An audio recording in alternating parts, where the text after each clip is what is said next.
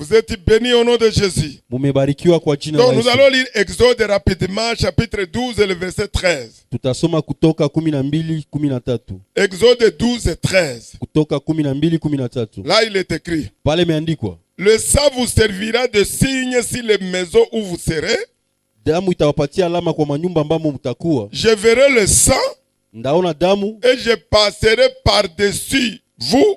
na nitapita chini yenu, Et il n'y aura point de plaie qui vous détruise quand je frapperai le pays d'Égypte. na kutakuwa pigo ambayo itawaharibisha wakati nitapiga hiyo taifa ya Misri.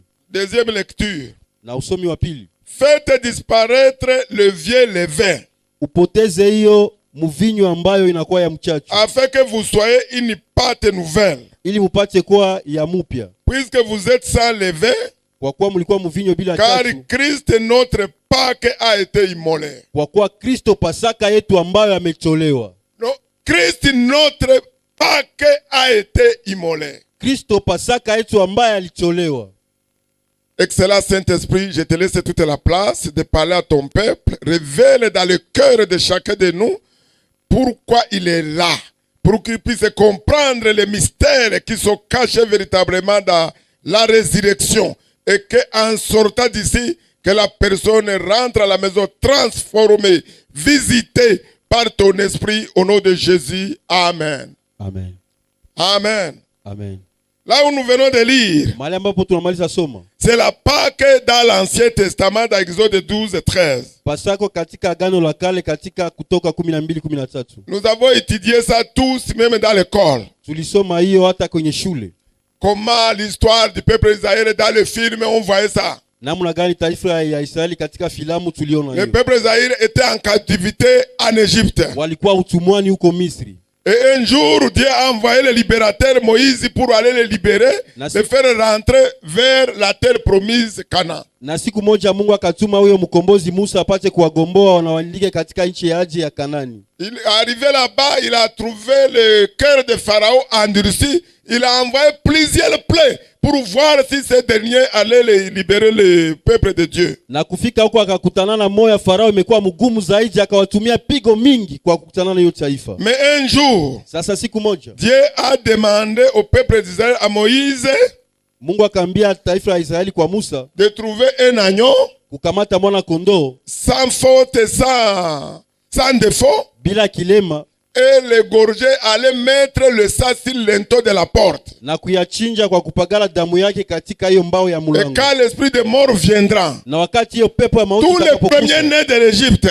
mzaliwa wote wa kwanza wako qu'ils soient Egypte, enfants, wakwe mtoto, donc que ce soit une personne, akwe mtu, premier né même des animaux, hata manyama ikuwe kizaliwa ya l'esprit kwanza. de mort devait passer la nuit pour le frapper. Na hiyo pepo ya mauti inapita usiku kwa Et c'est ce kuyapiga. qui s'est passé. Na hiyo ndio kapitikana. Maintenant, il avait dit au peuple d'Israël Sasa kaambia taifa la que Israeli le sang là vous servira de signe sur les maisons et vous serez épargnés de cette tragédie. ya kwamba hiyo damu itakuwa kama vile alama na kuepusha katika hiyo mapigo. C'est-à-dire, si même un peuple d'Israël qui ne respectait pas ça là, il allait mourir. Inamaanisha hata hiyo taifa ambayo ya kutia hiyo kanuni wangipashwa kufa. Alléluia. Amen. Et la Bible nous dit que l'Ancien Testament, c'est l'ombre des choses à venir. Na Biblia inatuambia kwamba Agano la Kale ni ufumbo ya vitu ambavyo vitakavyokuja. C'est le sang des moutons, le sang des taureaux pas de taureaux, des chevreaux qui a épargné l'esprit de mort dans leur maison. Ni hiyo damu ya kondoo ndio iliepusha hiyo pepo ya mauti katika manyumbani mwao. Mais pour nous, nous n'avons pas besoin de sang des animaux. Lakini kwetu sisi hatuna hitaji hiyo. Il y a quelqu'un qui est mort pour toi et pour moi. Kuna mtu alikufa kwa ajili yako, kwa ajili Il est yangu. devenu notre Pâque. Amekuja Pasaka yetu. C'est pourquoi je vous ai dit dimanche dernier. Ndio maana nimewaambia siku ya Mungu Nous iliyopita. traînons la Pâque tout le temps dans nos vies parce que Christ qui a été immolé, il habite en nous. Tunakamata Pasaka kila leo katika maisha yetu, kwa kuwa Kristo ambaye alikuwa kufa anaishi ndani mwetu. Si ce n'est pas une date qu'on fixe d'une manière conventionnelle, le Christ qui a été immolé, qui est devenu notre Pâque, il vit en nous.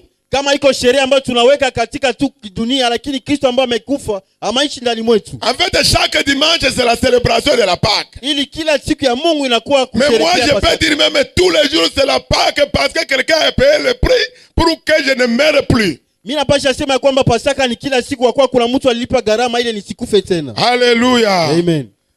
Ce soir, Jioni ya leo le thème de mon message, somo wetu nous allons voir 7 raisons pour lesquelles Jésus est ressuscité des morts. tutaona namna 7 ambayo kwa nini Yesu alifufuka katika watu. Et tu vas trouver la solution à ton problème dans cette raison pour lesquelles Jésus est mort. Peut-être tu es troublé, tu ne sais pas comment trouver la solution, tu es découragé, et pourtant tout est pourvu pour toi ce soir. Na utapata suluhisho kwa nini Yesu alikufa kwa hiyo katika hiyo mambo 7 kwa kuwa yote imekwisha fanyika katika jioni ya leo. La première chose, Kitu ya kwanza, Christ est ressuscité pour nous donner la preuve qu'il est le seul sauveur de l'humanité.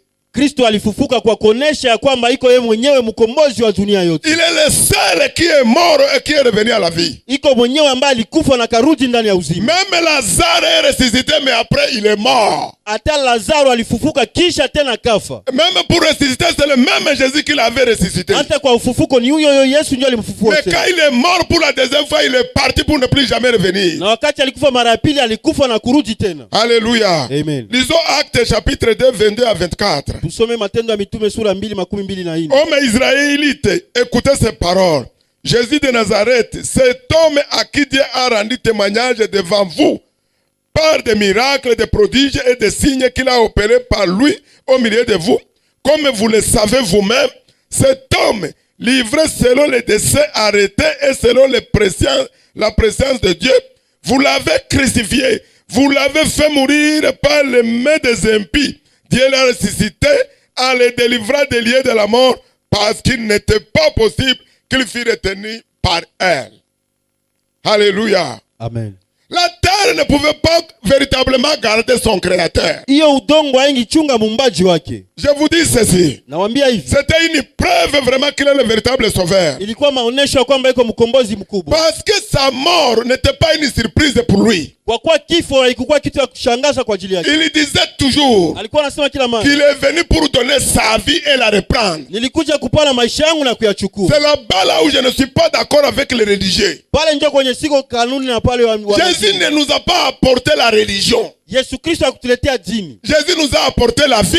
Yesu ametupatia uzima. Jésus nous a apporté le royaume. Yesu ametupatia ufalme. Et la vie que nous avions perdue depuis Adam et Ève. Na hiyo maisha tulipatana katikati ya Le royaume que nous avons perdu depuis Adam et Ève. ufalme ambao tulipoteza katikati ya Adamu na Eva. C'est ce qu'il est venu nous restituer. Na njoo alikia kutupatia tena. Et nous restaurer maintenant dans la nouveauté de vie. Na kututia tena katika maisha mapya. Il est venu mourir pour un peuple véritablement qui était perdu, qui était destiné à la mort. Alikuja kukufa kwa taifa ambayo ilipasha kuwa na kifo. Pour que sa résurrection, il puisse constituer maintenant une autre génération de personnes nouvelles. Ili katika ufufuko wake apashe kuimba tena nyuma mpya ambayo itakuwa watu wapya. Toi qui as reçu Jésus, tu sais que tu n'es plus la même personne. Wewe ambao ulipokea Yesu wako tena mtu wa Il y kawaida. a la vie de Christ en toi. Kuna maisha ya Kristo ndani mwako. Il y a la vie du Saint-Esprit qui vit en toi. Kuna maisha ya Roho Mtakatifu inaishi ndani Et mwako. puis tu ne t'appartiens plus. Na uko tena wako Tu es mwenyewe. devenu une propriété de celui qu'on appelle le Seigneur Jésus, le Seigneur des Seigneurs,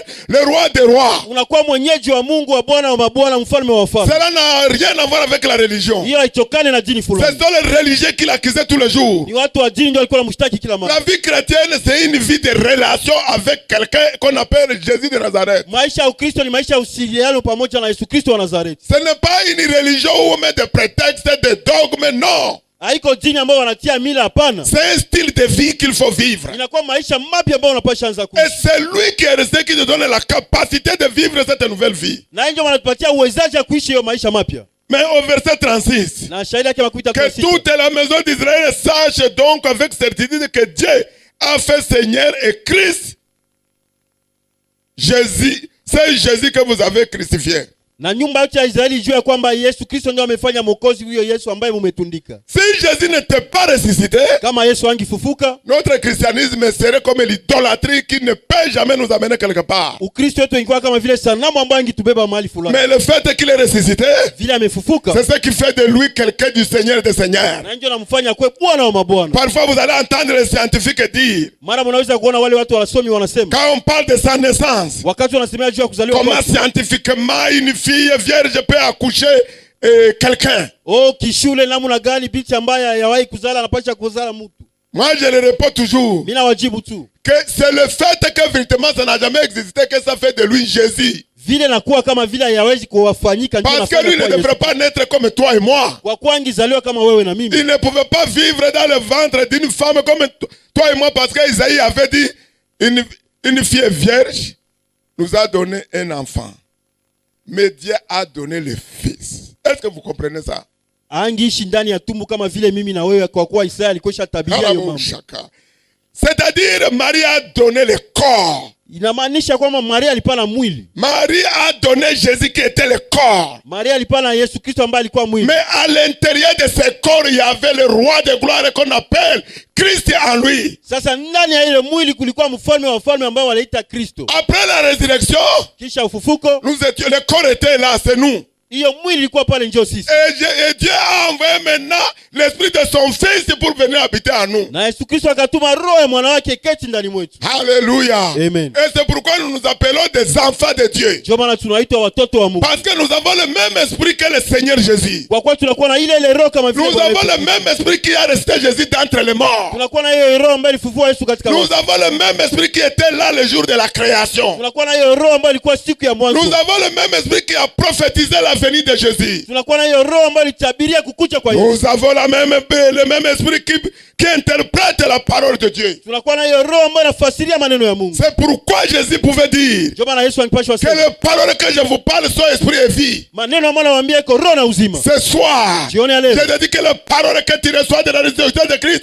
te communiquent la santé, te communiquent la victoire, te communiquent la réussite, te délivrent de tes chaînes au nom de Jésus. maneno ambayo nasikia Yesu Kristo ikupatia uzima, ikupatia afya njema kwa jina la Yesu Kristo. Ce ne sont pas les paroles d'un homme. Haiko maneno ya Ce ne mwanadamu. sont pas des discours persuasifs. Haiko maneno tu ya kusema Mais c'est sema. la démonstration de la puissance de la résurrection que tu reçois ce soir. Lakini maonyesho ile yaonesha ya Mungu ambayo unapokea jioni ya leo. Aucun démon ne peut résister devant ces paroles. Hakuna mapepo ambayo itabakia katika hiyo Aucun maneno. esprit ne peut résister devant toi avec ces paroles. Hakuna roho ambayo itasimama mbele yako kabla ya Je maneno. te communique la vie dans ton esprit. Na kupatia uzima ndani ya maisha Je mwako. t'envoie la victoire dans ton esprit. Na kupatia ushindi ndani ya roho yako. Quelles que soient les tribulations, Ingawaje quelles uzoruba. que soient les épreuves, Ingawaje mapito unayopitia. l'esprit qui donne la vie, Hiyo roho inapana qui uzima. donne la vie aux morts, Inapatia uzima qui huko. donne la vie aux morts, Inapatia kifo ne uzima. te donnera pas la santé pour ton corps. Haitakupatia afya kwa mwili wako. C'est la ressuscité le corps de Jésus troisième jour. Kama ilifufua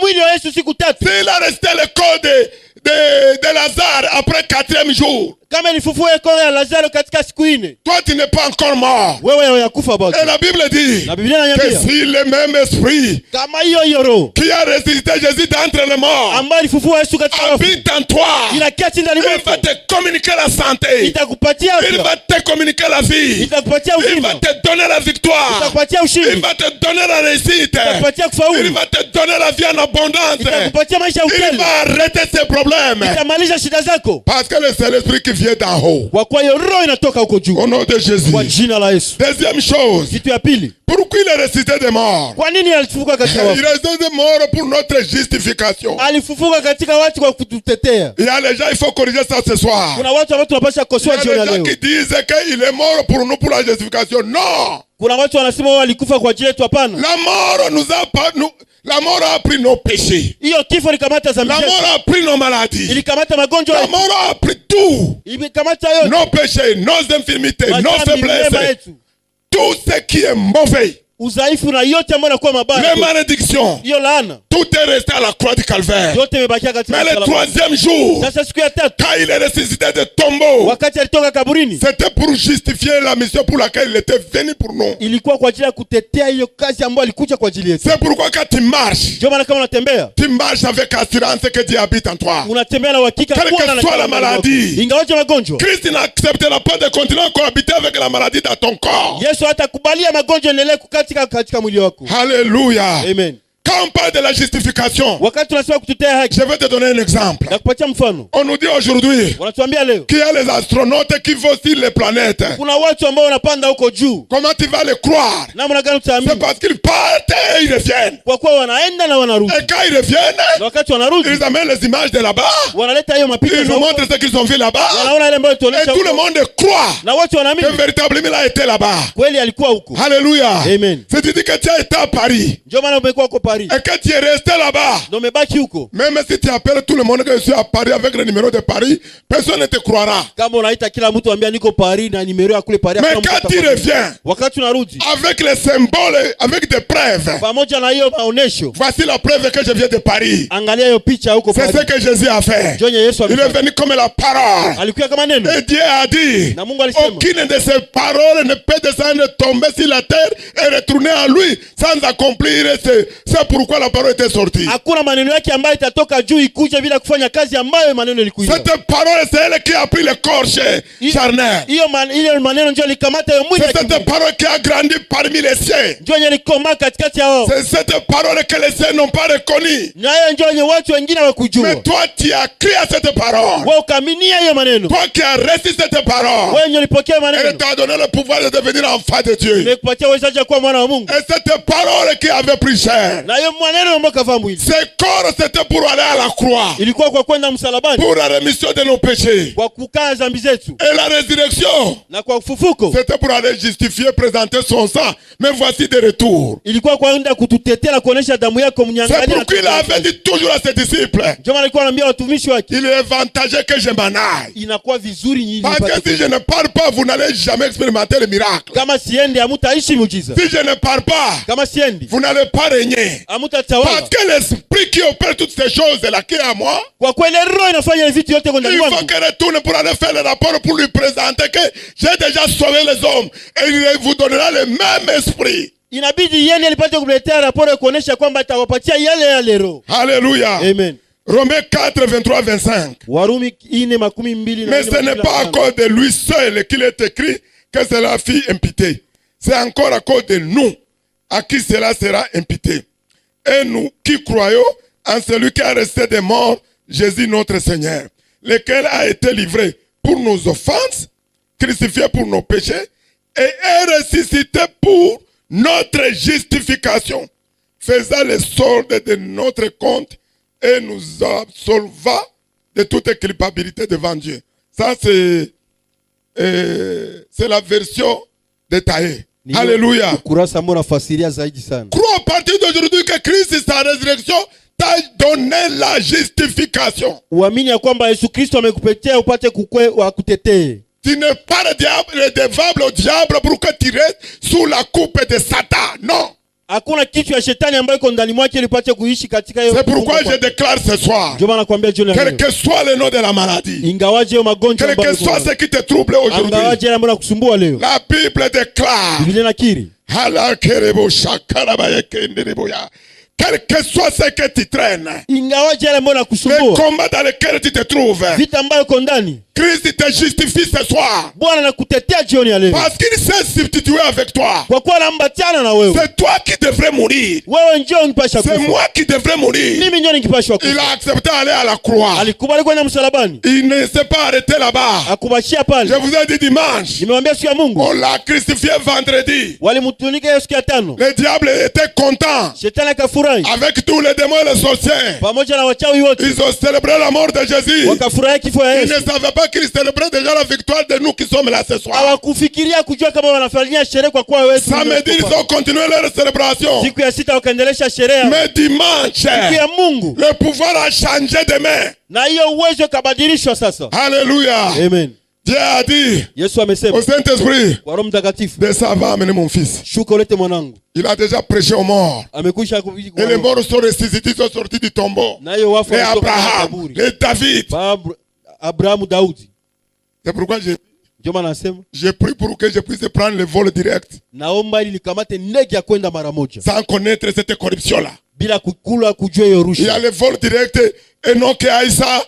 Elia Aïssa, un vol direct qui t'amène directement au ciel. Kuna safari ya kwenda mara moja ambayo Enoke na Elia walipata. Parce que la Bible dit, kwa kuwa Biblia inasema, quand Jésus reviendra chercher son église, wakati Yesu atarudi kutafuta kanisa, et notre espérance c'est ça. Na tumaini yetu ni quand il sera dans les airs, wakati atakuwa quand la trompette sonnera, wakati tarumbete que nous serons transformés, tutabadilishwa, et nous allons partir comme un vol. Ce vol n'a jamais existé sur la terre. Tutakamata ndege na kwenda kama hiyo ndege ambayo haishi dunia. Ce n'est pas le vol comme Air France. Haiko kama hiyo Air France qui demande d'arriver à un piste et dit que non, On doit attendre le tour de contrôle. Tour de contrôle, c'est le tour de Dieu. On prend le vol, tu t'arrêtes et ton corps change à un corps glorieux. Haitakuwa mandege sema mandege nyingine unashuka kwanza iskali, hapana, ile unakamata mara moja, tutapata mwili ambao tutabadilisha. Tu es justifié au nom de Jésus. Utatetewa kwa jina la Tu Yesu. n'es plus condamné au nom de Jésus. Hautahukumiwa kwa jina la Parce Yesu. que l'esprit de vie t'a affranchi du péché et de la mort. Kwa kuwa roho imekutosha katika mauti na Tu es un enfant de Dieu. uko mtoto wa C'est Mungu. la nature de Dieu en toi. Una hali ya Mungu. Je ndani mwako. m'adresse à ton âme ce soir. Nasema na nafsi yako jioni leo. Reçois la paix dans ton âme. Pokea amani ndani yako. Reçois la paix qui vient du Seigneur Jésus. Pokea amani ambayo inatoka kwa Reçois la Yesu. joie dans ton cœur. Pokea furaha kwa moyo. Reçois la wako. délivrance qui vient du trône de Dieu. Ulivu ambao unatoka kwa Comme tu kiti cha t'es Mungu. proche du trône de la Vile grâce. umekaribia kwa kiti cha Reçois la Mungu. grâce au nom de Jésus. Pokea neema kwa jina la Yesu. Reçois la délivrance au nom de Pokea Jésus. fungulivu kwa jina la Yesu. Car Kwa kuwa l'esprit qui est ressuscité des morts, hiyo roho imetoka katika c'est wafu. l'esprit qui communique la vie. Na roho ambayo C'est inapana uzima. l'esprit qui communique la victoire. Na njoo inapana C'est ushindi. l'esprit qui communique la Na délivrance. njoo inapana ufungulivu. Au nom de Jésus. Kwa jina la Yesu.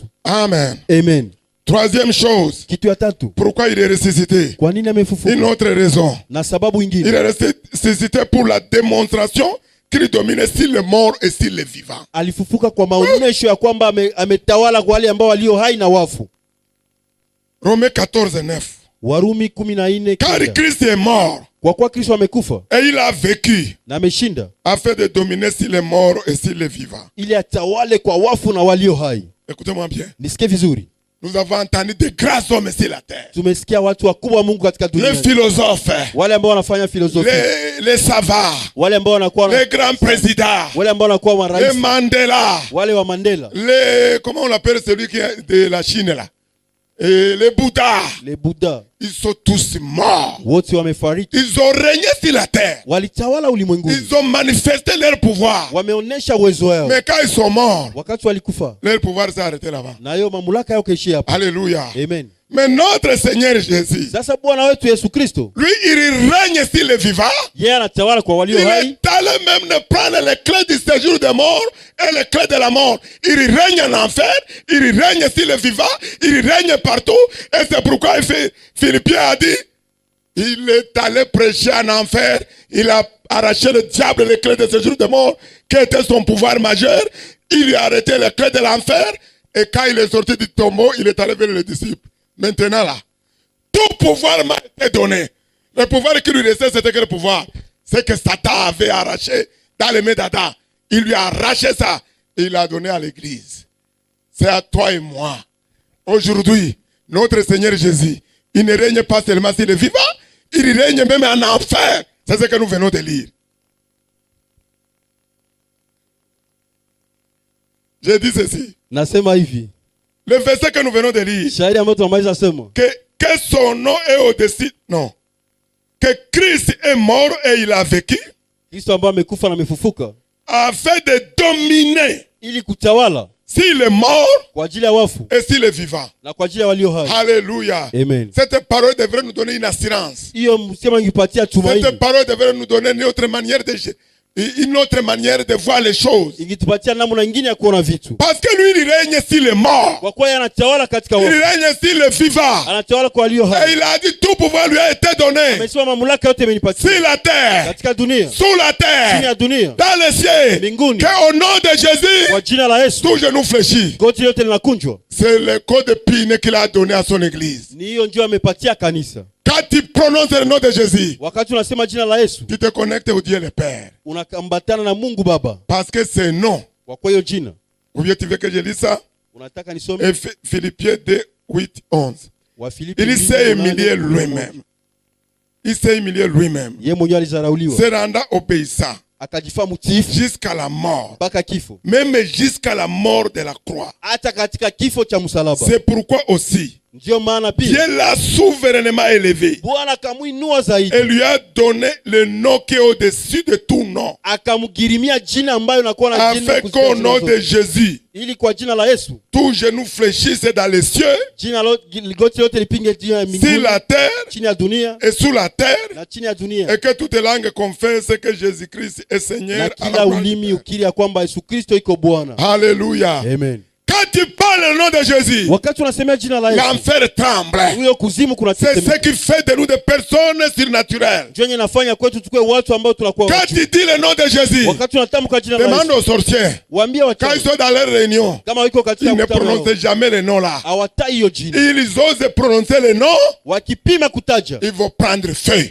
watakuwaka Ce moto. nom, on ne le prononce pas dans le royaume de Satan. Hiyo jina watamke katika ufalme wa shetani. Moi qui avais vécu en Afrique de l'Ouest, là où il y a beaucoup de temples de voodoo, Mimi ambaye niliishi kule kwa mahekalu mingi ya wale wachawi. tu n'as pas besoin de faire une longue prière. Hauna haja useme maombi marefu. Tu entres seulement dans le temple, Unaingia tu katika hekalu au nom de Jésus. kwa jina la Yesu. Tout ce qui est ici est détruit. Yote ambayo iko hapa Sans imeharibika crier, bila kulalamika. le prêtre de ce temple-là, Na yule mkubwa wa hiyo kanisa, même s'il était à Kigali, acha ingikuwa Kigali huko, il va revenir rapidement parce qu'il sait que dans son temple, il y a quelque chose qui vient de se produire. atakuja haraka kwa kuwa hekaluni mwake kuna kitu ambayo unapitikana. Et parfois, il va appeler qui est dans le temple là-bas. Mara anaweza kuita nani ambaye iko ndani ya hekalu. Ah, il faut répondre qu'il y a un homme qui vient d'arriver. Oh, kuko mtu ambaye anamaliza fika. Il faut chasser cet homme. Mfukuze huyo mtu. Les esprits sont en débandade. Hiyo roho inakuwa inachanganishwa. Il faut qu'ils sortent de ce lieu, mais pour ramener les esprits là, ils vont faire des sacrifices. Wanapasha leta kwa kukamesha ile nani apasha kamata kutoa sadaka. La résurrection de Christ nous donne une vie surnaturelle, mon bien-aimé. Ufufuko wa Yesu unatupatia maisha ambayo ya kimungu wapendwa. Ça nous donne à démontrer véritablement la domination sur toutes les circonstances autour de nous. Inatupatia tuoneshe hiyo yote ambayo inakuwa majira pembeni yetu. Je vais te dire une chose. Nakwambia kitu moja. Le médecin est là. Munganga iko pale. Quand on dit malaria, Kama wanasema hiyo malaria. même le médecin qui a déjà vu malaria, Na mwisho na ile malaria. c'est vrai, on dit toujours que c'est moustique. Wao wanasema tu asili mustiki. Mais parfois tu as malaria et pourtant tu dors sous moustiquaire. Ingawaje unaipata na unalala katika Ok, le saut malaria. tuache Parce ile qu'il faut dire que c'est moustique, effectivement. wanapasha sema mustiki. Covid, qui a déjà vu Covid? Covid nani alishaona? Ce virus qui a détruit le monde entier. Hiyo virusi ambayo imesumbua dunia Les mzima. gens qui mouraient tous les jours. Watu ambao walikuwa wanakufa kila leo. Personne ne l'a jamais vu. Hakuna mtu Mais tu ameshaona. vas tendre les religieux. Comme dans les choses spirituelles, je ne crois pas. Oh, vitu ya kiroho mimi siamini. C'est pourquoi tu es ignorant et tu es sous le chêne du diable. Ndio maana huko mtu mwenye ujue na huko katika minyororo ya shetani. Je vais vous donner un autre exemple. Ndapatia mfano mwingine. Si je me tiens devant John, Kama anashimama mbele yako, je viens, je le gifle. nakuja na kupiga kofi, Il va s'énerver, non? atasirika. Parce que ça fait mal. Kwa kuwa unafanya D'ailleurs, mbaya. après l'avoir giflé, je dois courir, sinon la réplique risque d'être dangereuse. Kwa kumpiga ndakimbia kwa kuwa sasa arudishe itakuwa Mais de la makali. même manière, Hivyo hivyo. si je m'arrête devant lui, Kama anashimama mbele yake je l'insulte na mtusi longtemps, sana, ça aura le même résultat, non? itakuwa na hiyo Il tokeo. va s'énerver. Atasirika Est-ce que, mais je ne l'ai même pas, je peux rester même loin. na baki hata mbali naye. L'insulter Naanza mtukana jusqu'à ce qu'il aura la même colère, même intensité que la colère qu'il a eu quand je l'ai giflé. ili atapata hiyo hasira wakati nilipompiga hata kofi. Est-ce que les paroles là l'ont touché? Hiyo maneno limugusa. Ça l'a touché, oui, dans l'esprit. Il Mais me est-ce qu'il a katika vu roho. ça? Je, ameiona hiyo? Soyons plus spirituels que d'être physiques. Tukue wa kiroho sana kuliko kuwa watu wa C'est ce kimwili. que Jésus est venu faire pour nous, pour sa résurrection. Ndio Yesu amekia fanya kwa Il veut ufufuo. que nous puissions dominer sur les morts. Inabidi tutawale katika wafu. Tout le monde que vous voyez qui n'ont pas Jésus, ils sont morts. Wote wanaona wana Yesu Ils wamekufa. n'ont pas la vie. Hawana uzima. C'est pourquoi, Ndio maana quand tu lui prêches l'évangile, kama unamhubiri tu Injili, échanges avec lui. unabadilisha Tu nani? parles au début, il est hostile à l'évangile. Unasema kwa mwanzo Eh, anapingana na monsieur, je Injili. suis pressé, je vais quelque part. Oh, niko haraka naenda mahali fulani. Dieu te donne une parole de connaissance. Mungu anakupatia neno ya ujuzi. Que l'enfant qui est malade là, Huyo mtoto mmoja qui est à la maison, uko kunyuma. il sait que tu ne connais pas chez lui. Anajua ujue Il kwake. sait que tu n'as jamais été chez lui. Hawajafika kwake. L'enfant qui est malade là, Huyo mtoto uko Dieu veut le guérir. Mungu atamponya. Tu vas voir que tous les voyages là, il voulait faire, il s'arrête. Utaona hiyo safari yenye tafuta Toute sa fanya. colère s'arrête là. Kwa hiyo hasira yake yote inaishia hapo. Comment tu as su? Namna gani ulijua? Parce qu'il y a l'esprit de la résurrection qui est en toi. Kwa kuwa kuna kwa roho ya ufufuko iko ndani mwako. Maintenant, il est prêt pour recevoir la vie. Sasa iko tayari kwa kupokea Il est uzima. prêt pour t'écouter attentivement avec respect. Pale anapasha kusikia kwa makini sana. Parce que ce que tu libères, Kwa kuwa yale ambayo unatoa c'est la vie que tu es en train de lui communiquer. inakuwa uzima uko unampatia. C'est la vie que tu es en train de transférer dans son cœur. Ni uzima uko unampatia moyoni mwako. Il sait que vous ne vous connaissez pas. Anajua vizuri amjuani. Mais plus tu parles, Zaidi unaongea. la meilleure délivrance pour délivrer un fou, namna mzuri ya kufungula huyo J'ai kichaa déjà fait cette expérience. C'est de causer avec lui. C'est pas la prière. ni kumjadiliana naye, sio maombi. Tu viens de prendre le verset par rapport aux démons. Unakamata shahidi Comment kufuatana na Jésus mapepo. chassait les démons. Namna gani Yesu kwa kimbiza Tu mapepo. lis. Unasoma, Il regarde ailleurs. anaangalia pembeni, Toi, continue à parler. uendelea na Son kusema. esprit entend. Hiyo roho yake iko À nasikia. un certain moment, Kwa muda fulani il se positionne. atakuwa ni kala. Il commence à s'asseoir bien. Anaanza ikale. C'est la guérison qui a commencé comme ça. Na hiyo ponyaji ndio inaanza. Il s'assoit très bien. Anekala vizuri À un vizuri. certain moment, Muda fulani. quand il lui dit répète après moi, Wakati unamwambia rudi kisha il faut va répondre. ataanza kujibu. Quand il prie, Wakati la unaomba guérison est là. uponyaji uko. Pourquoi? Kwa nini? Tu lui communiquais la vie. Ulikuwa unampatia. Tu lui envoyais la vie. Ulikuwa La vie touchait son âme. La vie entre dans son esprit. Inaingia ndani ya roho Jusqu'à yake. ce que, Mpaka quand il se regarde, wakati il ne anajitizama sait pas qu'il est dedans, ça fait 9 ans. ajue kama iko ndani afalisha Mais il est sale. niko buchafu. Mais qu'est-ce qui m'est arrivé? Nini imenifikia? Parce que pour lui, Kwake yeye même s'il a fait 9 ans, c'est comme hier. hata kama alifanya miaka kenda kwa kama Est-ce que vous vile jana. comprenez? Je, mnaelewa? C'est ce que nous sommes, mes bien-aimés. Njonye tuko wapendo. Jésus est le même hier. Yesu ko yule Il yule est le jana même leo, aujourd'hui hata leo et éternellement. na hata milele. C'est pourquoi dire que tu es chrétien. Ndio maana kisoma Quand tu Mkristo. n'as pas le Saint-Esprit, Kama una Roho ce Mtakatifu, soir tu vas rentrer avec Saint-Esprit chez toi à la maison. jioni ya leo tarudi na Roho Mtakatifu Et nyumbani quand tu mwako. vas à la maison, Wakati unarudi je me nyumbani, rappelle au centre, on appelle au centre du Togo, nakumbuka huko ku centre ya Togo, la région centrale. kwa huko ku region On centrale. est allé prêcher. Tulienda ubiri. Il y avait un enfant sorcier. Kulikuwa mtoto mchawi. Il a reçu le Seigneur Jésus. Alipokea Bwana wetu Quand Yesu. on a fini la prière, Wakati tulimaliza il maombi, est arrivé à la maison. akafika nyumbani. Déjà avant d'arriver à la maison, il a rencontré sa mère. Mbele kabla afike nyumbani akakutana na Parce mama. que sa mère a su Kwa kuwa mamake alijua que l'enfant venait de prendre quelque chose qui est très puissant plus que la sorcellerie. mtoto wake alimaliza kamata vitu ambayo iko zaidi kuzidi hata uchawi. Sa mère est venue comme une folle parce que c'est elle qui lui avait donné. Mamake akakuja kama mwenda bazimu kwa kweli Tu alimpatia. étais où? Umekuwa wapi? Qu'est-ce que tu es parti ramasser? Unaenda kamata nini? L'enfant lui dit, maman, Mtoto ce akamwambia soir je mama, vais prier pour toi. jioni ya leo nitakuombea wewe. Ce que nous faisons là, Yale ambayo ce tunafanya n'est pas bon. haiko mzuri. Ce soir, moi j'ai donné ma vie à Jésus. Jioni ya leo nimempatia Yesu Quand Kristo il a maishani fait mwangu. sortir, j'ai donné ma vie à Sasa alisema nimepatia Yesu maisha prononcer le nom yangu. de Jésus. Kwa kusema jina ya Yesu. Sa mère, aïe! Mamake Qui akaruka na t'a dit de kimbia. prononcer ce nom? Nani alikwambia utaje hiyo Que jina? c'est pourquoi tu vas commencer à peur. Il est très puissant, je vais prier pour toi. Ndio maana nakwambia una namna gani unaogopa nitakuombea. L'enfant kwa qui jina. vient de recevoir le Jésus, c'est lui qui a conduit sa mère à Christ. Mtoto ambaye anapokea Yesu Kristo ndio akaongoza mama yake Il kwa a Yesu. prié pour sa mère. Akamwombea mama yake. Pasteur, l'enfant a prié pour sa mère. L'enfant qui ne sait même pas comment prier. La maman s'est enroulée.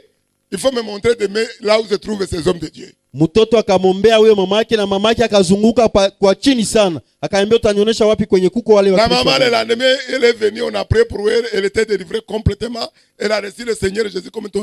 Vous savez, c'est ceux qui sont véritablement ignorants, qui sont orgueilleux dans la religion.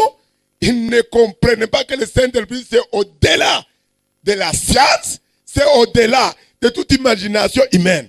Wale ambao iko wenye wajue njoo wanakamata yeye kwa muzaa, lakini Roho Mtakatifu iko zaidi ya akili ya kibinadamu kwa kuwa yeye iko Mungu. Alléluia. Amen.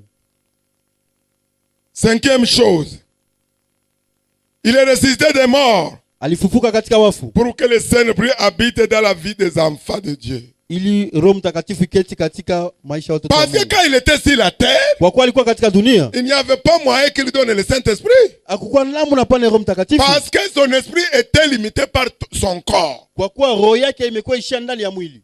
Comme il l'a dit à ses disciples, Vile aliambia watumishi wake, mes amis, wapendwa, il vous est avantageux que je m'en aille. inakuwa ya muhimu kwangu nipate Et quand kuenda. je m'en irai, Wakati nitaenda, je demanderai au Père, il vous envoie la même chose qui opère les miracles parmi vous. nitaambia Baba anipatie hiyo vitu ambayo nafanya miujiza katikati yenu.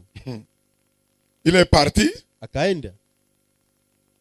Et quand on l'a crucifié, au moment où on devrait le crucifier, quand on l'a arrêté, Wakati walitafuta mtundiko, wakati walimkamata, walimshika Pierre, dans son zèle, Petro katika hiyo yasho yake. ah maître, moi je te suivrai partout là où tu iras. Mwalimu, mimi nitakufuata mahali pote utaenda. Je ne t'abandonnerai pas. Sitakuacha. Le Seigneur l'a regardé. Bwana akamtizama Pierre, Petro. si tu savais, Ungelijua, tu allais la fermer. ungifunga hata na kinywa Parce que chako. cette nuit même là, jua ile jioni avant que hiyo, le coq ne chante. kabla tu jogoo iwiki, Tu m'en as renié déjà 3 fois. utanikana mara 3, haiko hata limoya. Donc, je te comprends. Na kuelewa, Je sais qu'il y a quelque chose qui te manque. najua kuna kitu ambayo Ce nakukosea. qui parle de ça là, Yale ambayo iko hiyo nasema c'est hiyo ta chair. ni mwili wako, Mais, lakini j'ai prié pour toi. nitakombea, Tu vas affermir tes frères après. utaimarisha ndugu zako. Kisha Jésus il est mort. Il a été enseveli le 3e jour quand il est sorti du tombeau. Yesu alikufa akafariki wakati alitoka kaburini, Il a exercé le ministère pendant 40 jours. akafanya huduma siku 14, Et les 10 jours que les disciples étaient dans la chambre haute, na hiyo siku 10 ambayo wafuasi walikuwa katika chumba quand cha il y a juu, eu maintenant l'effusion du Saint-Esprit et c'est le début de l'église, wakati ulikuwa ujio wa Roho Mtakatifu, ilikuwa mwanzo wa kanisa. le même Pierre, Ule Petro, après 50 jours, kisha siku 15, qui était peuré, ambaye kwa mwenye woga, qui fuyait, se cachait derrière les maisons, ambaye alikuwa anakimbia kujificha nyuma ya tout manyumba, simplement parce qu'on a dit qu'on t'a déjà vu avec le Maître, avec le Seigneur Jésus. kwa kusema tu tulikonaka na mwalimu pamoja na Yesu Kristo. C'est le même Pierre qui vous a dit dans le verset que nous avons lu, Ni huyo Petro ambaye aliwaambia katika shairi tunamaliza soma, que vous l'avez fait mourir mulimuua par la main des impies. kwa kuwa kwa mikono ya walio hai, Et c'est par lui na kwake que je suis en train de vous prêcher. na njoo tunaanza mhubiri. Parce que quand le Saint-Esprit est là, Kwa kuwa Roho Mtakatifu akikuwa pale, tout devient, c'est-à-dire tout ce qui était impossible devient possible pour nous. yale ambayo ilikuwa vigumu inakuwa nyepesi kwa ajili yetu. Amen. Amen. Il est mort pour que le Saint-Esprit vienne habiter en nous. Alikufa ili Roho Mtakatifu ikuje kuketi ndani Parce que mwetu. c'était une promesse depuis 700 ans que le prophète avait prophétisé toujours que le Messie viendrait, il naîtrait ici, dans tel village, il va mourir, il sera crucifié, il sera enseveli, et quand il ressusciterait, c'est-à-dire, Esaïe lui voyait la guérison depuis l'Ancien Testament. Kwa kuwa ilikuwa haja ambayo ilikuwa ishatolewa toka zamani ya kwamba Yesu Kristo atakufa, atafariki na atafufuka. Kwa kuwa Isaya alikuwa ishaona hiyo nabii toka zamani. Je bénis le Seigneur pour la vie de ce grand homme. Nabariki Mungu kwa hiyo maisha hiyo mtu mkubwa wa Cet Mungu. homme, ses prophéties étaient avec des précisions. Kwa kuwa unabii wake ilikuwa kwa hakika pamoja na kweli. Joël va ajouter Yoeli que ataongezea les derniers jours, kwamba siku za mwisho le Saint-Esprit s'il viendra sur les hommes. na Roho Mtakatifu itakuja kwa ajili ya wanaume. Les jeunes prophétiseront. Wanaume watatabiri. J'espère que je ne mélange pas. Les vieillards auront des songes. Nafikiria sichanganishi, wale wazee C'est le watapata temps là ndoto. qui est arrivé. Tout jeune qui est ici peut recevoir l'esprit de prophétie. Quand tu te trouves devant des situations, il y a quelqu'un qui est à l'intérieur de toi qui te dit, passe par ici, fais comme ça. Parce que c'est l'esprit qui parle. Na njoo maombi ambayo kila jene ambayo iko hapa atapokea, kwa kuwa wakati unakuwa katika hali gumu, Mungu atakuwa anakuambia ufanye hiki nafanya hiki, kwa kuwa Roho Mtakatifu njoo mwenye atakuwa anasema. C'est pourquoi Acte 2:33 nous dit, Njoo maana Matendo ya Mitume 2:32 élevé par la droite de Dieu, kuinuliwa katika kume ya Mungu, il a reçu du Père le Saint-Esprit qui avait été promis. alipata kwa Mungu Roho Mtakatifu ambayo ilikuwa Et il a imeahidiwa, répandu comme vous le voyez et entendez. na akamimina gisi mlikuwa mnasubiria na mnakuwa mnangojea. Ce que vous voyez et que vous entendez. Yale ambayo ulikuwa unasikia na kusubiria. Maintenant, Jésus n'est plus là. Sasa Yesu Kristo hayuko Le pale. Saint-Esprit est là dans son église. Roho Mtakatifu iko pale kaluni mwako. Celui qui te parle ce soir. Yenye anakuongelea jioni ya Et leo. c'est l'Esprit qui communique la vie et la santé. Na ile roho ndio inapana uzima na afya. Alléluia. Amen. Le même miracle que Jésus opérait. Hiyo muujiza Yesu alikuwa anatenda. C'est le même Jésus qui les opère au travers de ses serviteurs par le Saint-Esprit. Hiyo ndio ikapitikana kupitia watumishi wake kwa Roho Il Mtakatifu. n'y a aucune situation impossible devant le Saint-Esprit. Hakuna hali ngumu mbele ya Roho Mtakatifu. Alléluia. Amen. S'il n'était pas ressuscité, Kama angifufuka, nous n'aurions jamais eu le Saint-Esprit. atungelipata Roho Mtakatifu. Et c'est pourquoi nous serions des religieux. Ndio maana tungekuwa watu wa dini. On partirait en Israël Tulikuwa tunaenda kwa Israeli, pour aller voir là où l'a enterré. tungeona kwenye walimuzika. Mais ce serait comme adorer le fétiche. Ilikuwa kama vile kuabudu hiyo miungu. Ouais. Parce que même le prix qu'il a payé à la croix du Calvaire, Hata hiyo gharama alilipa katika bebe msalabani. ça ne nous aiderait pas parce qu'on n'aurait pas la force nécessaire pour se tenir devant le péché. Aingi tusaidia kwa kuwa na nguvu ya kushinda mbele ya dhambi. Mais comme nous sommes justifiés, Vile tumekuwa tumetetewa nous haki, nous appuyons sur la justice de Dieu. tunambatana na hiyo haki ya Mungu. Jésus est devenu notre justice. Yesu Kristo amekuwa haki Je vais yetu. te dire, peut-être toi qui fréquentes la religion, Nitakwambia wewe mwenye kuwa mtu wa nous dini, ne sommes pas saints parce que nous sommes purs. hatuko watakatifu kwa kuwa tuko haki. Nous ne sommes pas saints parce que nous sommes parfaits. Hatuko watakatifu kwa kuwa tuko haki. Mais nous nous appuyons sur la sainteté de celui qui a payé le prix à la croix du Calvaire. Lakini tunambatana na hiyo takatifu ambayo alilipa Jésus est gharama devenu msalabani. notre sainteté et Yesu notre Kristo amekuwa justification. haki yetu na anakuwa kweli yetu yote. Nous ne devons rien à Satan. Hakuna kitu ya shetani kwa Nous ndani n'avons yetu. plus aucune dette à Satan. Hakuna deni ya shetani uko nayo. C'est pourquoi la maladie en écoutant ma voix doit partir. Ndio maana magonjwa kwa kusikia sauti yangu C'est itaenda. pourquoi les barrières doivent céder aujourd'hui. Ndio maana mipaka inapasha kuachilika leo. Les chaînes spirituelles doivent se briser au nom de Jésus. Minyororo ya kiroho itakatika kwa jina Car la je Yesu. ne parle pas de moi-même. Kwa kuwa sisememi Je parle mwenyewe. avec l'Esprit de Dieu pour briser les chaînes. Nasema na roho ya Mungu wa kuvunja Toutes les minyororo. chaînes qui te retiennent Yote ambayo inakufunga dans la misère, katika dans la mateso, mendicité, katika et tu ne kuomba-omba. comprends pas ce qui ne va pas. Na uelewe ile À mapitikano. partir de ce soir, Toka jioni ya leo. dans le nom de Kwa Jésus, jina la Yesu. je me tiens dans le sang du Sauveur Naingia ndani ya damu ya pour mkombozi. briser ces chaînes, Kwa kuvunja hiyo pour kamba. te libérer. Kwa Au kukufungua. nom de Kwa Jésus, jina la Yesu. reçois cela dans ton esprit. Upakie ile katika roho Reçois yako. cela au nom de Upokee Jésus. ndani ya roho yako. Reçois cette victoire au nom de Upokee Jésus. kwa jina la Yesu. Reçois la santé au nom de Upokee Jésus. afya kwa jina la Yesu. Rakatre kapa. Jésus. Yakondoromo kinderebo yaba. Dans le nom de Jésus. Et il nous a donné un langage. Na akatupatia msemo. Une langue que ta mère et ton père ne t'ont pas appris. Akakupatia lugha ambayo babako na Une mama langue que wakufundisha. tu entres dans cette dimension. Na wakati unafikia katika kiwango, Même les démons ne comprennent pas. hata mapepo Même hayaelewi. les anges ne connaissent pas ces Hata gars. malaika Vous waelewi. savez quoi? Mnajua nini? Même les anges n'ont jamais été en enfer. Hata malaika wafika kwa C'est kuzimu. Jésus seul qui a été. Yesu Kristo ndiye alikuwa Il peke yake. est allé en enfer. Alienda On kuzimuni. n'a pas dit qu'il a été accompagné par un ange. Hawakusema kusindikizwa na Non, malaika. les anges ne connaissent pas là-bas. Hakuna malaika De la ambaye même anajua. manière, Ndio hivyo hivyo. on n'a jamais appelé les anges les enfants de Dieu. Haujawahi kuita malaika watoto wa D'ailleurs, un Mungu. jour, les anges se sont demandé, Na ile siku moja malaika mais akasema, qui est l'homme même na yuko mwanadamu ni pour que nani? Dieu prenne soin de lui comme Ili ça? Mungu akamate nafasi Ces kama hommes hivyo. pécheurs, Mungu mtu wa mwenye ces dhambi. hommes méchants. Mungu mtu mkali. Mais Dieu, dans sa Lakini souveraineté, Mungu kwa kutaka il a kwake décidé akaamua de prendre les anges ya kukamata pour qu'ils silaha, soient au service des enfants de Dieu. ya kuwa kakazi ya watoto wa Mungu. Vous savez quoi? Unajua nini? Dieu, Jésus a des demeures. Mungu alikuwa anakuwa na nyumba Il mbili. a des résidences. Anakuwa na nyumba mbili. Il a la résidence au ciel. Anakuwa na nyumba huko Il juu a une autre résidence en toi. na anakuwa na nyingine nyumba ndani C'est yako. lui qui vit en toi. Yeye ndio anaishi ndani C'est mwako. toi son église. Wewe ndio hekalu lake. Ce matin quand je méditais ça, Asubuhi kali nilikuwa j'ai dit nafikiria hiyo. mais il Nikasema a seulement des résidences. anakuwa tuna nyumba mbili. Il vit au ciel Anaishi et mbinguni puis il vit en nous. na anaishi ndani Et mwako. s'il vit en moi, Na anaishi ndani mwangu. oh, le Jésus. problème est qu'on doit écouter la voix de celui qui est à Hiyo shida l'intérieur de moi. inapasha sikia sauti ya Et muumbaji quand wako. il est venu habiter en Na moi, wakati alikuja kati ndani il m'a mwako. donné la capacité. Akanipatia uwezaji. Il m'a donné l'intelligence. Akanipatia Il ufahamu. utilise mes dieux pour voir. Anatimishia macho yangu Il kwa utilise kuona. mes pieds pour marcher. Anatumia miguu yangu kwa Quand je kuona. me promène en ville, Wakati natembea kwa c'est Jésus qui se promène dans la na ville de Yesu Goma. Kristo ndio anatembea katika Parce mji wa que mon Goma. corps ne m'appartient plus. Kwa kuwa mwili wangu haiko tena Mes yangu. pieds ne m'appartiennent Miguu plus. yangu haiko tena Ma yangu. bouche ne m'appartient Kinywa plus. changu haiko tena C'est changu. lui qui est là. Yeye ndio iko pale. Dieu sa résidence au nom de Jésus. Uko hekalu yake katika jina la Yesu. L'église n'est pas le bâtiment. Hiyo kanisa iko Ici jengo. c'est le lieu de la communion Inakuwa tu mahali ya entre kukusanyika. les frères. Kwa kuwa ndugu. Mais Dieu est la résidence de Dieu. Lakini wako nyumba ya Dieu est une Bwana. maison de Dieu. Inakuwa hiyo nyumba ya Mungu. Au nom de Kwa Jésus. jina la Yesu. C'est pourquoi tu as le pouvoir Kwa maana una uwezo. de dire à cette maladie qu'il s'agit. Nakwambia magonjwa ambayo yanakuwa Sors de kusumbua. mon corps. Toka mwilini Tu n'as mwangu. pas le pouvoir. Hauna mamlaka. Je suis la maison de Dieu. Niko nyumba ya Bwana. Je suis le temple de Dieu Niko vivant. hekalu la Bwana aliye J'ai hai. donné ma vie. Nimepana maisha yangu. Ma vie qui était corruptible. Maisha yangu yalikuwa ya Et kurusha. j'ai reçu la vie incorruptible. Napokea maisha ambayo C'est ilikuwa la vie rushwa. sauvée. Na ile maisha Sors de nzuri. mon corps. Toka mwilini Tu n'as mwangu. pas ta place. Hauna nafasi. Dans le royaume de Dieu, Ndani ya ufalme wa il n'y a Mungu. pas de maladie. Hakuna Dans le magonjwa. royaume de Dieu, Ndani ya ufalme wa Mungu. c'est la joie, Ni furaha. c'est la paix, Ni amani. c'est la Ni santé. afya njema. Aucune maladie ne peut écouter une telle parole et rester là où elle était couchée.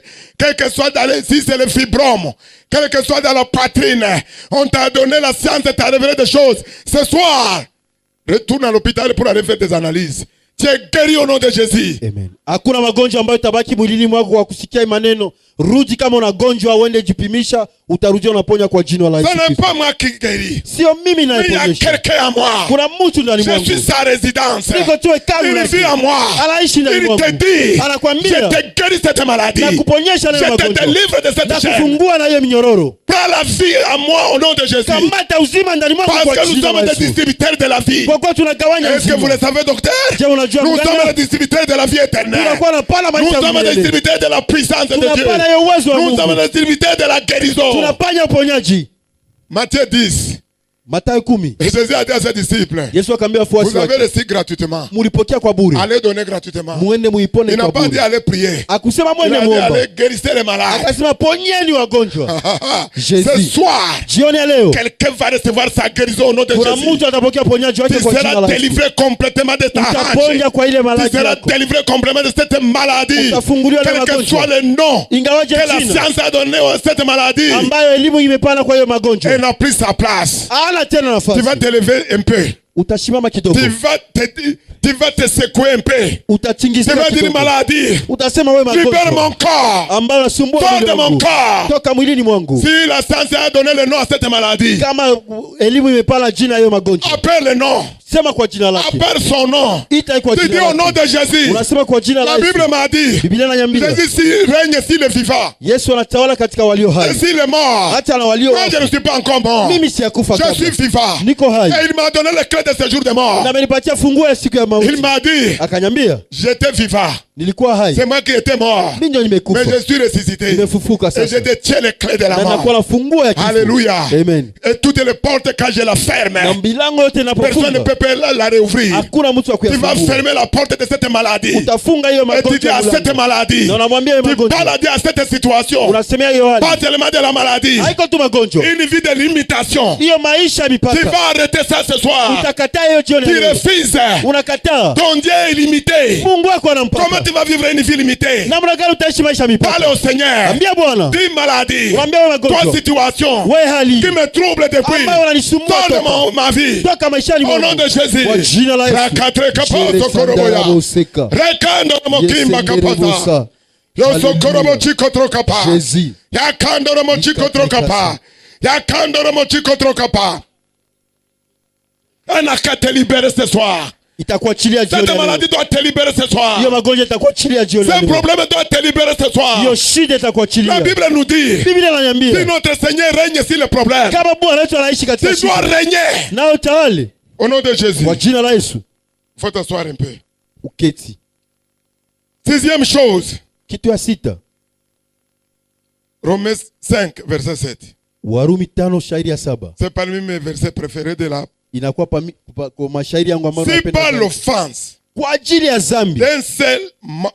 d'un seul, la mort a régné par lui seul. Kwa ajili ya kitu moja dhambi katawala kwa kupitia À yeye. plus forte raison, Mara ngapi sasa? ceux qui reçoivent l'abondance de la grâce Wale ambao wanapokea kibali ya neema et le don de la justice na hiyo zawadi ya haki régneront-ils dans la vie par Jésus-Christ lui seul. itatawala ndani ya Yesu Kristo yeye mwenyewe. Il est ressuscité des morts Amefufuka katika wafu pour nous donner le règne. kwa kutupatia utawala. Écoutez, Sikia, le règne, ce n'est pas seulement dans la vie éternelle. hiyo kutawala iko tu katika maisha On doit milele. commencer à régner là où nous sommes. Tutaanzia mahali ambapo huko. Moi, je dois prospérer, réussir ici avant de rendre mon âme. Mimi ndaendelea na kufaulu hapa kabla nirudishe nafsi yangu. Je m'en fous si tu es avant l'amitié, faire l'amitié avec la pauvreté, ça va être ton problème. Kama unambatana na unasikiana na hiyo maskini, ni ile ni yako. Parce que la Bible dit, Kwa kuwa Biblia inaniambia je souhaite que tu prospères comme état de ton âme. Si ton âme natamania rêve uendelee kama vile nafsi yako. la prospérité viendra. Kama ile nafsi na kamata kuendelea na ile kuendelea Cela itakuja. ne dépend pas de ton état actuel. Ile itokane na hali yako ya Mais à sasa. partir d'aujourd'hui, Toka sasa il faut bénir ton âme. Unapasha Il faut bariki hiyo amener nafsi yako. ton âme à commencer à voir grand. Unapasha ambia nafsi yako ona vitu vikubwa. Communique ton âme à la grandeur. Uipatie hiyo ukubwa hiyo nafsi yako. Connecte ton âme à la fortune. Uiambatanishe na hiyo pesa. Nos enfants n'hériteront pas seulement Jésus. Hiyo watoto wetu hawatarithi tu jina ya Yesu. Même à 4e, 5e génération, si Jésus tarde à revenir, Hata kizazi ya 4 ya 5 hata kama Yesu il faut que nos bénédictions couvrent toutes nos générations à venir. Inabidi hiyo baraka zetu zote ifunike yote wale ambao watakao Nos kuja. parents ont trop souffert. Wazazi wetu waliteseka zaidi. Derrière moi, Nyuma yangu aucun de mes enfants ne pleurera comme nous avons pleuré. hakuna watoto wangu ambao watalia kisi sio tu. C'est le moment de le faire. Ni wakati wa Ce n'est kuyafanya. pas demain. Haiko kesho. Tu n'as pas besoin d'attendre Haupate kusubiria. que quand je vais commencer à voir ça, Usandaanza pata hiki. non, Hapana. on commence à crier depuis le désert. Tunaanza kulalamika jangwani. C'est dans le désert qu'on proclame ce qu'on peut devenir. Ndani ya jangwani ndio unasema ile ambayo unapenda Parce que la kuja. sortie du désert révèle toujours une fécondité. Kwa kutoka ndani ya jangwa inakuwa uzao. Alléluia. Amen. Parce que dans le désert, tu as appris beaucoup. Ndani ya jangwa umefunzwa Dans le nini? désert, tu connais les vrais amis. Ndani ya jangwa unajua Dans warafiki le wa kweli. désert, tu as eu la sagesse de comment répondre à celui qui t'insulte et pourtant tu ne dépends de lui. Ndani ya jangwa unajua namna gani ya kujibu ile ambayo anakutusi. Dans le désert, on t'insulte mais tu ne réponds pas. Ndani ya jangwa anakutusi au useme kitu. Dans le désert, on t'humilie mais tu la fermes. Ndani ya jangwa wanakudharau lakini unafunga Parce kinywa. que tu ne sais pas peut-être qu'après t'avoir insulté, il va te donner à manger. Kwa kuwa ujue kwamba ukisha kuambia vile atakupatia hata chakula. Dans ya le kula. désert, on grandit. Ndani ya jangwa Dans unakomaa. le désert, on supporte tout. Ndani ya jangwa Ce unakubalia kila n'est pas kitu. parce qu'on veut. Hapana kama unataka. C'est une vie contraignante. Hiyo maisha ambayo upendi. Et la grâce de Dieu te soutient dans cette situation. Neema ya Bwana ikusaidie ndani ya Quand tu hali. penses que tout est fini, Wakati unaona yote naisha. quand tu crois que tout est arrêté, Wakati unafikiria quand tu inaisha. es juste à l'extrémité, Wanakuwa tu pembeni. c'est l'opportunité de Dieu pour commencer avec Mlango toi. ya Bwana kwa kwanza na wewe. Alléluia. Amen. Donc ne t'inquiète pas. Usijali. Tu peux durer longtemps dans la prière, Unaweza gawia sana rien ndani ya ne se maombi passe, na vitu vinapita. mais quand le Seigneur va te visiter, Wakati Bwana atakutembelea. quand tu tournes et regardes derrière, Wakati unakamata unaangalia nyuma. toi-même tu peux dire, Na wewe mwenyewe unaweza sema, ça c'est Dieu. hii ni Mungu. Et comme c'est Dieu, Na vile ni Mungu, tu seras humble même devant la richesse. utakuwa mpole na Et mnyenyekevu tu hata mbele ya sauras comment utajiri. investir là où investir. Parce que c'est lui qui t'a gardé pendant tout le long de la souffrance, qui habite en toi, il va te connecter à son trésor. Na utajua namna gani kujenga mzuri kwa kuwa ulipita mikakati mingi na ule mbali Pour que tu upatie sois mwaminifu, son partenaire sur la terre. upate kuwa mwambalishi yake katika jina la Alléluia. Yesu. Amen. Nous avons tout en Jésus-Christ. Tuna yote katika Yesu Kristo. Quelle est la vision que tu as? Maoni gani unakuwa Quelles sont nayo? les idées qui taraudent ta tête, dans ton cœur? Mawazo gani na washa moyo wako inazunguka katika Toute akili la yako? bénédiction que tu attends dépend de ça. Yote baraka ambayo unasubiria inatokana na hiyo. Si tu dis que tu n'as rien comme vision, Kama unasema hauna maoni, or la Bible dit que chaque personne, Dieu a le dessein pour lui. ingawaje Biblia inasema kila mtu Il a dit, Mungu ana j'ai un mpango kwa plan du ajili yake. bonheur pour ta vie. Anasema na muradi mzuri kwa ajili yako. Cherche à connaître le dessein de Dieu. Tafuta kujua hiyo muradi ya La Mungu kwa plus ajili yako. grande bénédiction Baraka kubwa zaidi commence par la vision que tu as pour ta propre vie. inaanza kwanza na hiyo ambayo unakuwa nayo kwa Tu ajili ya dois maisha yako connaître mwenyewe. la couleur que tu veux donner à ta vie. Unapasha kujua picha ambayo utapatia maishani mwako. Et si toi tu dis, Na kama unasema moi j'accepte ma vie comme ça, mimi nakubalia maisha yangu hivyo, c'est vrai tu es sauvé. ndio umeokoka. C'est vrai tu as la vie éternelle. Ndio na uzima wa Mais tu milele. vas souffrir ici. Utateseka, Il faut te battre. unapasha Il y a pigana. l'esprit surnaturel qui est en toi. Kuna ile roho ya Mungu ambayo iko ndani Commence à mwako. lui demander, Uanze kumswali, quel est le plan de Dieu pour ma vie? mpango yangu nini kwa ajili ya Dans Mungu? quel domaine dois-je régner? Kwa hali gani napasha tawala? C'est verset seul Hiyo shairi tu qui nous donne la grâce de régner. inatupatia neema ya On peut kutawala. faire tout un séminaire même pour 2 mois. Tutafanya hata mkutano Parce que mwezi. chacun a reçu quelque chose. Kwa kila mtu alipokea Un domaine kitu. dans lequel c'est toi saigne. Le trône t'attend. Mais tu es silencieux, tu dors. Kwa hali moja tu ambayo inakuchungia lakini unakuwa mpele unalala tu.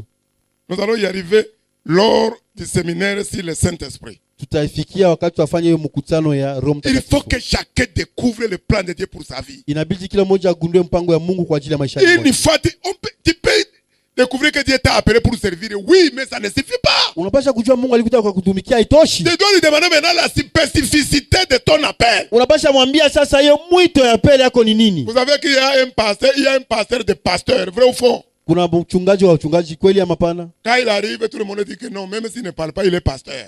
Hata kama asemi wanasema ni mchungaji. Pourquoi? Kwa nini? Un tel pasteur, Mtu wa Tu hivyo n'as pas besoin d'utiliser la manipulation des membres pour avoir l'argent. atamani kuanza kupitia kwa watu wa kupeta pesa. Tu n'as Hapana. pas besoin d'accuser le fidèle qui ne donne pas. Apate kuchongea waaminifu wa Parce wapana. qu'il connaît celui qui l'a appelé. Kwa kuwa anajua yule ambaye Il alimwita. connaît son employeur. Anajua yule ambaye Il sait anamlipa. qu'il peut toucher même un païen pour le bénir. Anaweza kugusa hata mpagani kwa kumbariki. Mais quand tu commences toi-même à faire les efforts, Kama unaanza peke kujitahidi, pour Dieu, ça ne viendra pas. kwa Mungu haitakuja. Parce qu'il se dit, Kwa kuwa atasema comme il veut se débrouiller seul, vile anataka kujiongoza il n'a qu'à mwenyewe, continuer. aendeleshe tu. Mais un jour, on va se rencontrer. Na siku moja tutakutanana. Alléluia. Amen.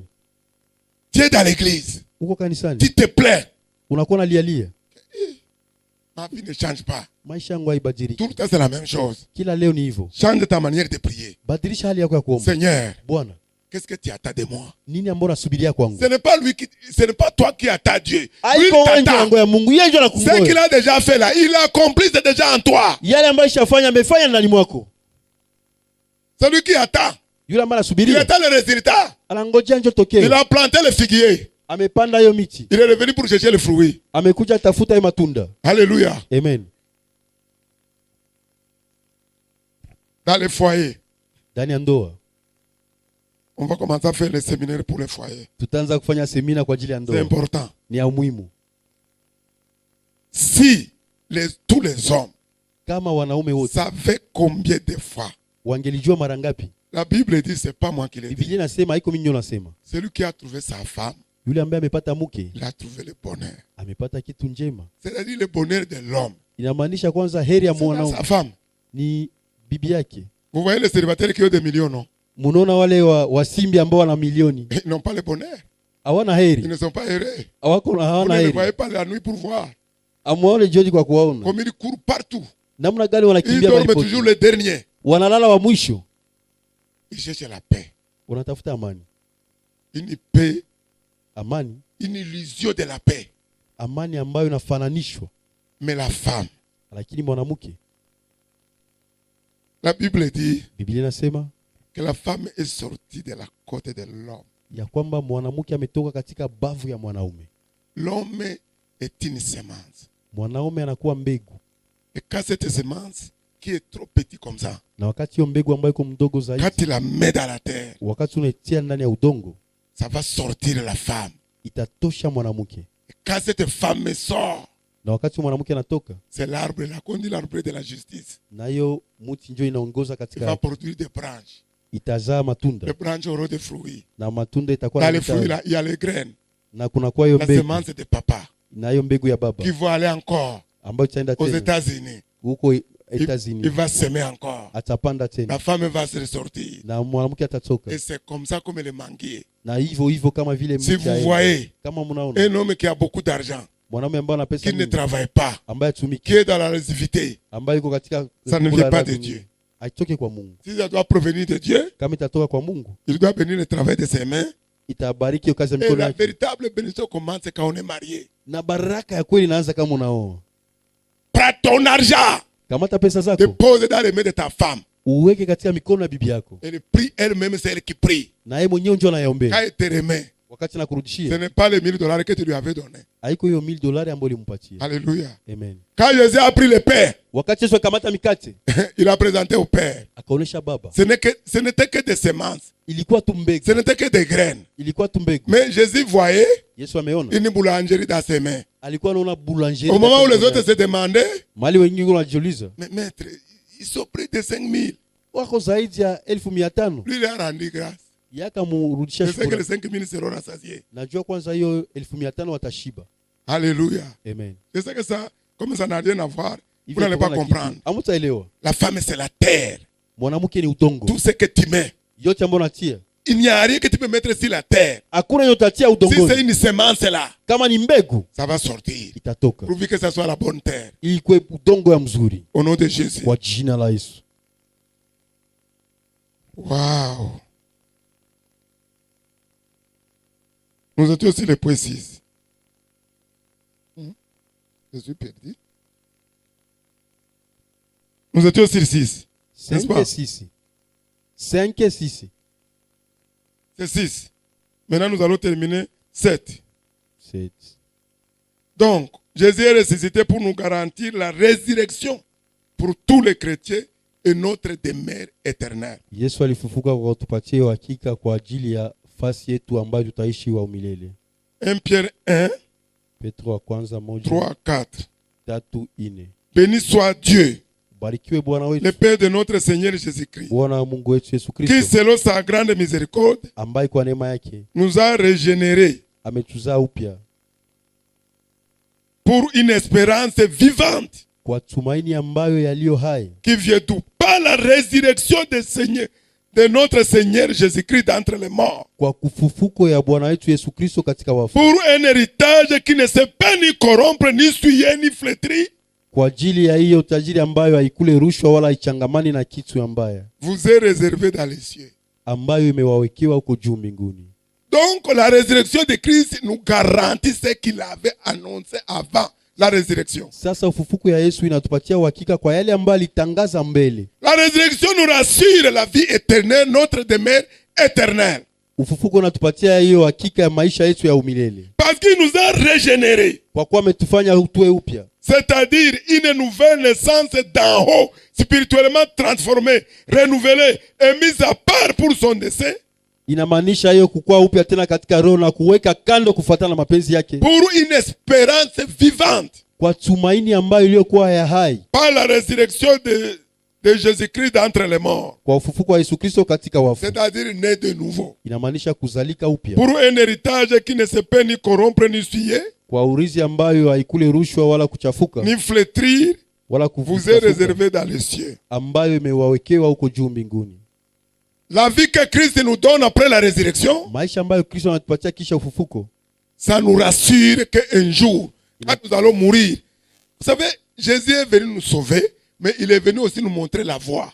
Yesu Kristo alikia kutokoa na kutonesha vile vile njia. Il a été baptisé. Amebatizwa, C'est le même baptême que nous faisons ici. ni hiyo hiyo ubatizo ndio tunafanya hapa. Il est mort. Amekufa Un jour, nous allons mourir. na siku moja Mais tutafariki. il nous rassure. Anatupatia De la uhakika même manière hivyo hivyo, qu'il était ressuscité, c'est comme ça que nous allons aussi ressusciter. vile vile alifufuka na sisi vile Ce n'est tutafufuka. pas une prière d'égoïsme. Haiko maombi tu ya J'ai kutupenda, pris que je vieillisse jusqu'à... napenda nizeeke mpaka Mais que je ne connaissais pas la terre là. nisingelijua ile udongo Qu'il hiyo, m'appelle pour prendre le vol rapide. anite kukamata tu Pour aller me réjouir avec jet lui dans privé les cieux. mbinguni mara 7 moja. ans. Pour aller rester avec lui dans les airs. neni nibakie nayo ko hewani, Et après 7 ans, na kisha miaka 7 nous allons revenir sur la terre pour régner. na tutakuja kutawala hapa duniani kwa Parce que kutawala. que tu seras le président du Burkina. Na tutakuwa pasteur atakuwa president wa Burkina. Toi, tu veux être président où? Parce que nous reviendrons régner avec lui sur la terre. Kwa kuwa tutarudi kutawala naye chini ya dunia. Il n'y aura pas les maladies. Hakutakuwa Il magonjwa, n'y aura plus la haine. hakutakuwa chuki, Il n'y aura pas d'infirmité. hakutakuwa ulemavu, C'est la joie itakuwa furaha devant le maître. mbele ya mwalimu. Pendant 1000 ans, Zaidi ya 1100 avant le jugement dernier, kabla hukumu ikuje, tu vas te tenir sur tes pieds. utasimama katika miguu Nous allons yako, faire quelques requêtes tutaomba maombi fulani avant de nous séparer. kabla tuachane. Alléluia. Amen. Nous venons de voir pourquoi sa résurrection. Tunamaliza kuona kwa nini ufufuko wake. Nous avons vu 7 raisons. Tumeona sababu 7, Ceux qui ont pris le train en marche. wale ambao walikamata kwa mwanzo. Première raison, c'était pour donner la preuve qu'il est le seul sauveur de l'humanité. Ya kwanza ilikuwa kuonesha kwamba iko mkombozi wa dunia, Lui seul. yeye mwenyewe. Il n'y a pas un autre qui est allé là-bas qui est revenu. Hakuna mwenye alienda huko na karudi. Il y a quelqu'un en Inde qui a voulu faire cette magie-là. Kulikuwa uko ende mwenye alipenda kupima hivyo, On l'a enterré. Il a dit walimuzika. que 3 jours c'est payé, il va faire 7. Yeye sema siku 3 ni kidogo, atafanya Ne 7, plus jamais revenu. akurudia tena. Les gens s'amusent. Watu wanafanya muzaa. Deuxième chose, Kitu ya pili, il est ressuscité des morts pour notre justification. alifufuka kwa wafu kwa kutukutia Nous qui croyons kutetea en lui. sisi ambao tunamwamini. Troisième chose, Kitu ya tatu, il est ressuscité des morts amefuka katika wafu pour une démonstration qu'il domine sur les morts et sur les vivants. kwa maonesho ya kwamba anatawala kwa walio hai na walio wafu. Il est Seigneur sur les vivants.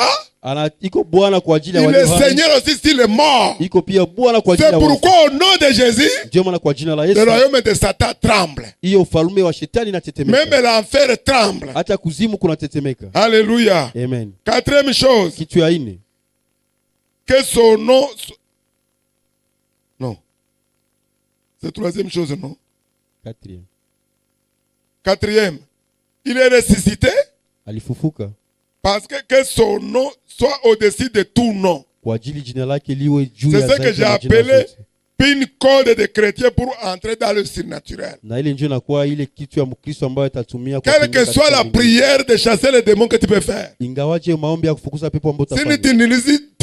tu n'utilises pas le pin là, Kama le code de pin, kama uyatumie de hiyo prononcer ce nom qui est au-dessus de tout nom. ya kutea jina ambayo iko jina ya kuzidia Les majina esprits zote. mauvais ne partiront pas. Pepo mchafu itaenda. Alléluia. Amen. Cinquième chose, Kitu ya tano, c'est pour que le Saint-Esprit habite dans la vie des enfants de Dieu. ili Roho Mtakatifu keti katika maisha ya watoto wa Mungu. C'est une promesse qu'il avait donnée, Ni ahadi ambayo alitupatia. qu'il était avantageux aux disciples qu'ils s'en aillent. Inanifaa ama ni ya muhimu kwangu ni Parce nipate que s'ils ne kwenda. partaient pas, Kwa kuwa kama aende, ils n'allaient pas opérer des miracles et faire le surnaturel comme lui. angefanya miujiza na kufanya kama vile yeye. Et si le Saint-Esprit ne revenait pas, Na kama Roho Mtakatifu angerudi, comment l'église viendrait jusqu'au Congo? namna gani kanisa ingekutukutana C'est huko parce Kongo? qu'aujourd'hui, Ndio maana leo le Saint-Esprit est au Congo, iko hapa Kongo, aux États-Unis, États-Unis, au Japon, Japan, monde entier. pahali pote. Le même esprit Huyo yoro règne dans l'église. anatawala ndani ya kanisa.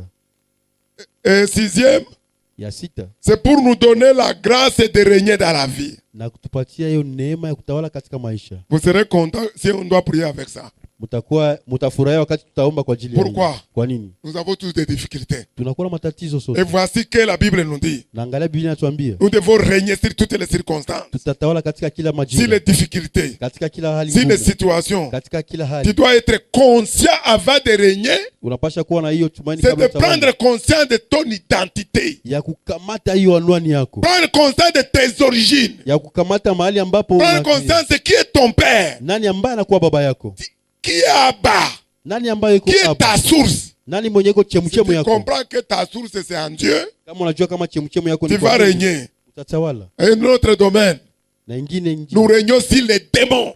tunatawala juu ya mapepo, Parce que nous les chassons. kwa kuwa Nous tunawafukuza, chassons les mauvais esprits. tunakimbiza pepo Ce mchafu. soir, Jioni ya leo, ce qui t'a amené ici, yale ambayo imekuleta tu vas hapa, lever tes mains utanyanyua mikono et nous yako, allons prier. tutaomba, Tu vas répéter, utarudi kisha, Seigneur Jésus, Bwana Yesu Kristo, tu m'as fait la grâce, umenipatia neema, une grâce en abondance neema ya utele pour régner dans la vie. kwa kutawala katika maisha. Et ce soir, Na jioni ya leo, voici mon problème. Toi, tu connais le problème que tu as. Hein? unajua shida ambayo uko nayo, Maintenant, tu vas lui dire ton problème. utamwambia sasa hiyo shida lako, Et tu lui dis, unamwambia je prends conscience aujourd'hui nachukua dhamiri leo, que le problème là, c'est pas pour moi. hiyo tatizo ambayo unapitia Ce sio problème yangu. s'est trompé d'adresse. Hiyo imekosa anwani Il yake, doit quitter ma vie. itatoka maishani Je mwangu, dois régner sur lui. napasha tawala juu Prie yake. maintenant au nom de Jésus. Omba sasa kwa jina la Règne Yesu. sur ces problèmes. Tawala juu ya hiyo Règne shida, sur ces difficultés. tawala katika hiyo hali. Chasse les mauvais esprits derrière ça. Fukuza pepo mchafu nyuma ya Chasse hiyo. les démons dans ta vie. Fukuza mapepo katika Chasse les maishani démons mwako. dans ta famille. Fukuza ndani ya jamaa Tre yako. quatre capo. Yakando romo kindo robo kapa. Yo sokorobo chiko tro Dans le nom kapa. de Jésus, nous chassons Yo tout ce qui sokorobo est chiko avec tro moi. kapa. Satan, tu as rien sur moi. Satan, tu n'as rien sur moi. Ya quatre Au nom de kapoko Jésus, sokorobo kindo robo. Yo sokorobo chiko tu tro as donné le kapa. pouvoir d'appeler les Reko tro naissances. kapa kasa korobo chiko robo. Au Yo nom de sokorobo Jésus, chiko tro kapa. j'appelle Yo sokorobo au chikaraba. nom de Jésus. Ya kando robo kimba kapo. ce dossier. Yo Au nom de sokorobo Jésus, chika tro je me kapa. libère. Au nom de Jésus-Christ de Nazareth. Tu vas prier à Dieu. Utambia Mungu. La Bible déclare, Biblia inasema il t'a donné la vie en abondance. amekupatia maisha ya Et utele. il t'a donné dans 2 Pierre chapitre 1, Katika Petro wa pili sura qui mbili, nous a donné tout ce qui contribue à la vie. ametupatia yote ambayo unahusika na Tout uzima, ce dont tu as besoin, yote ambayo unakuwa nayo haja, c'est pour contribuer à ta vie. iongeze katika maishani Et mwako. Dieu nous a déjà donné ça. Mungu amekwisha tupatia hiyo. Demande à Dieu. Ambia Bwana, Tu connais ta situation, unajua hali tu yako, connais ton besoin. unajua haja Tu zako, rappelles à Dieu. kumbusha Mungu. Tu as dit que tu m'as donné Umesema umenipa tout ce qui contribue à la vie. yote ambayo inakuwa katika Ce uzima. soir, Jioni ya leo présente-lui ton problème. umuoneshe Bwana haja Pour zako qu'il te donne cela au nom de Jésus. ili akupatie hiyo kwa jina Il la a Yesu. tout prouvé à la croix du Calvaire. Amefanya yote Par la msalabani, mort de Jésus à la kwa croix. kifo ya Yesu Prie msalabani. au nom de Jésus. Omba kwa jina la Yesu. Rekando romo kitre kapaka. Yese korobo chikotro. Randara makapo skokorobo.